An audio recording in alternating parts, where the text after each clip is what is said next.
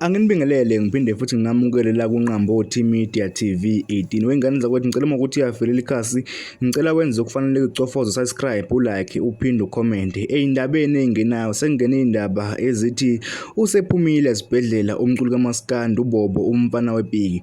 Lezi iy'ndaba zivezwe omunye wabangani bakhe omkhulu owaziwa kakhulu ngelikaMnikazi weFortuna. Umnikazi weFortuna uveze iy'ndaba zokuthi usephumile uBobo esibhedlela kuwumanje nje usekhaya uyalulama lapha nokuyilapho abhekwe khona umndeni wakhe.